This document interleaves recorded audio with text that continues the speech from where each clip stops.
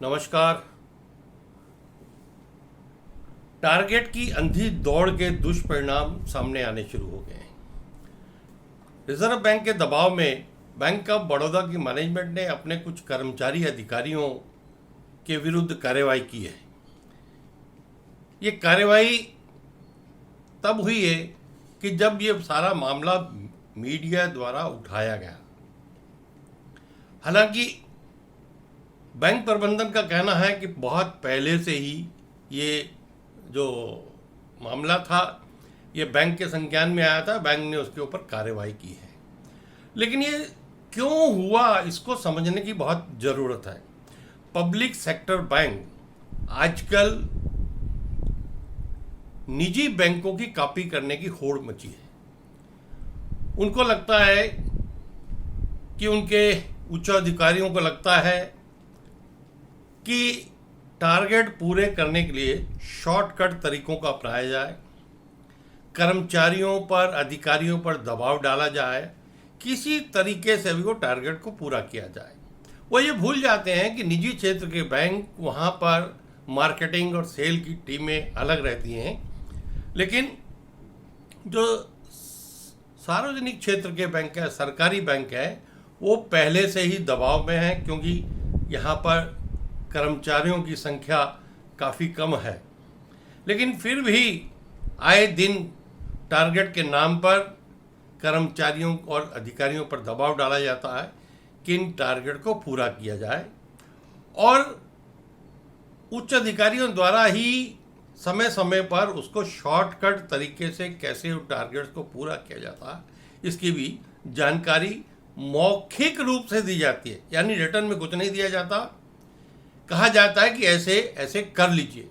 एक उदाहरण देता हूं कि एक जनधन खाते खोलने के लिए एक बैंक के उच्च अधिकारी ने एक मीटिंग में ब्रांच मैनेजर्स को कहा कि आपको खाते खोलने हैं तो आप अपने क्षेत्र के इलेक्शन की लिस्ट उठाइए, उसमें नाम है, और उनको आप आईडी बनाकर डालिए और खाते खोल दीजिए। यानी किस प्रकार की सोच हमारे इन कुछ हाई ऑफिशियल्स की रहती है। लेकिन जब कभी ऑडिट होता है या इस प्रकार की कोई घटना होती है तो ये सारी चीज़ें सामने आनी शुरू हो जाती हैं, और उस समय जो है वो जो टारगेट बनता है, यानी जो कार्रवाई होती है वो उन कर्मचारियों अधिकारियों पर होती है कि जिन्होंने वो काम किया है। लेकिन जो मौखिक आदेश देने वाले अधिकारी कर्मचारी जो है उच्च अधिकारी हैं वो इससे परे हो जाते हैं। अब कर्मचारी अधिकारी नीचे स्तर पर ये क्यों करते हैं?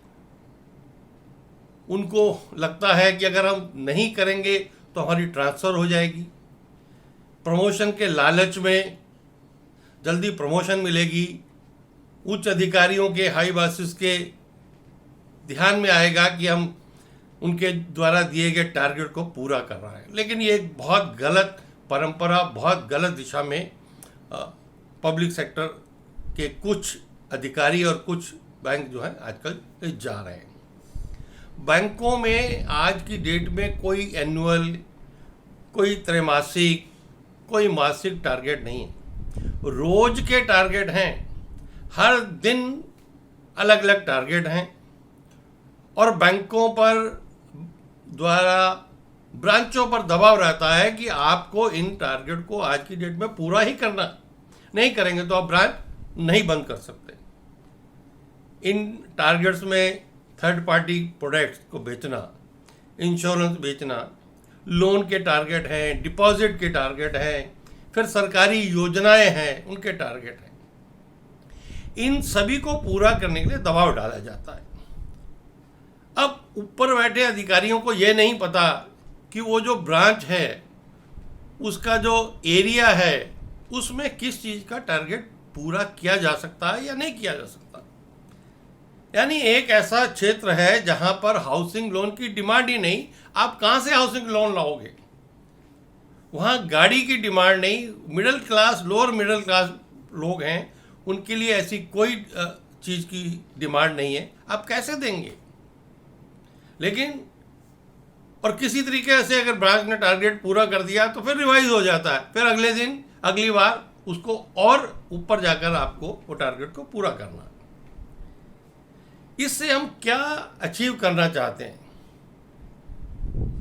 अंधी दौड़ लगी है टारगेट को करने के लिए, और ऐसे में कर्मचारी अधिकारी भी शॉर्टकट अपनाते हैं, गलत तरीके अपनाते हैं, फर्जी टारगेट को पूरा किया जाता है। और इन योजनाओं का, पर्टिकुलर सरकारी योजनाओं का जो लाभ जिन बेनिफिशियरियों को, जिन लाभार्थियों को मिलना चाहिए, उनको नहीं मिल पाता, और उसकी जगह पर हम फर्जीवाड़ा करके एक लिस्ट बनाकर एक टारगेट अचीव कर लेते हैं और अपने ऊपर के बॉसेस को खुश कर देते हैं, ऊपर वाले बॉसेस सरकार को खुश कर देते हैं, सब एक दूसरे की पीठ थपथपाते हैं, लेकिन वास्तव में धरातल पर जो चीज़ जिस जगह पहुंचनी चाहिए वो नहीं पहुंच पाती। सरकार को हमारा सुझाव है कि सरकार को सभी बैंकों को निर्देश जारी करने चाहिए कि टारगेट को पूरा करने के लिए शॉर्टकट और गलत तरीकों का इस्तेमाल नहीं होना चाहिए। आप लक्ष्य निर्धारित करो, आप ब्रांच की रिक्वायरमेंट के हिसाब से लक्ष्य निर्धारित करो, आप एरिया के हिसाब से, कस्टमर के हिसाब से, लेकिन उसके लिए कोई शॉर्टकट, कोई गलत मेथड नहीं होना चाहिए। और स्टाफ की स्ट्रेंथ भी चाहिए, रिक्रूटमेंट भी चाहिए। आप एक ब्रांच में 2 या 3 लोग हैं, उनसे हम बैंकिंग भी करवाना चाहते हैं, टारगेट भी करवाना चाहते हैं, यानी क्या क्या करवाना चाहते हैं।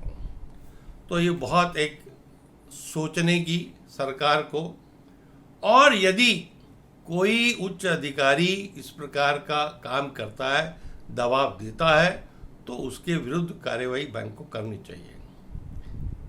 और थर्ड पार्टी बेचने का धंधा तो बैंकों को पूरी तरह से बंद करना चाहिए।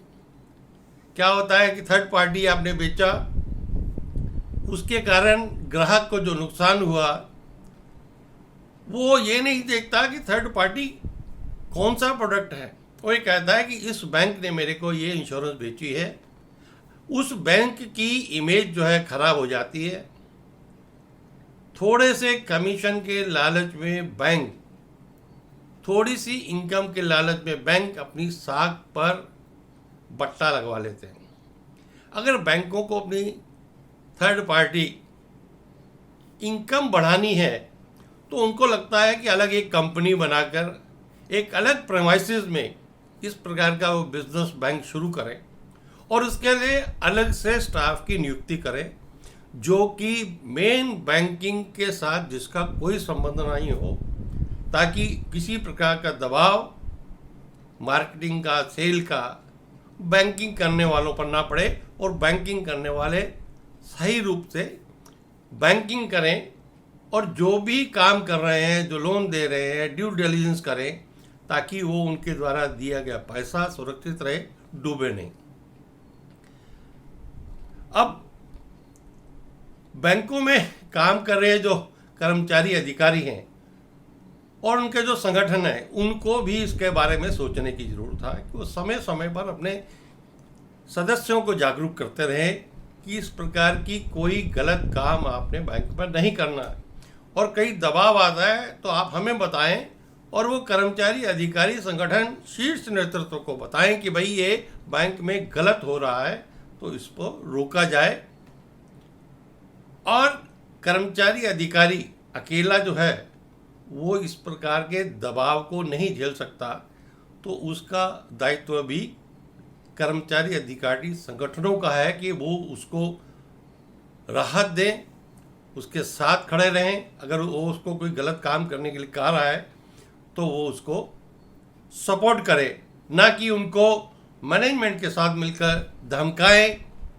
कई बार देखने में आता है कि जो अधिकारियों के संगठन है वही बैंक के साथ मिलकर टारगेट फिक्स करना शुरू कर देते हैं। अब जिसको कर्मचारी अधिकारियों को रक्षा करनी है, अगर वही ऐसे अधिकारियों के साथ मिल गया तो बैंक का क्या होगा, या बैंक के कर्मचारियों का, अधिकारियों को क्या होगा, वो भगवान ही उनको जो है बचा सकता है। ये सब करने की जरूरत क्यों है? आज ये एक बैंक का मसला सामने आया है। हम नहीं चाहते कि बैंकों की जो साख है, जो पब्लिक में है, वो खराब हो। उनको पता लगे कि बैंक किस प्रकार से काम करते हैं, क्योंकि बैंकों की पर्टिकुलर पब्लिक सेक्टर बैंकों की साख, उसके ऊपर प्रश्न चिन्ह लगना देश की अर्थव्यवस्था के साथ धोखा होगा। इसलिए सभी पक्षों को, चाहे वो सरकार हो, वित्त मंत्रालय हो, बैंकों का शीर्ष नेतृत्व हो, अधिकारी कर्मचारियों के संगठन हो या कर्मचारी अधिकारी हो, सभी को अपने स्तर पर इस बात को सोचने की ज़रूरत है कि हम इस तरह के किसी शॉर्टकट और मैनिपुलेशन के अंदर हम शामिल ना हों, और अगर कुछ होता है उसके आवाज़ विरुद्ध अपने संगठनों के साथ मिलकर आवाज़ उठाई जाए, ताकि कोई भी बैंकों में इस प्रकार का गलत काम ना कर सके। मुझे लगता है मेरी बातों पर सभी जो कर्मचारी अधिकारी हैं और संगठन उसका ध्यान देंगे।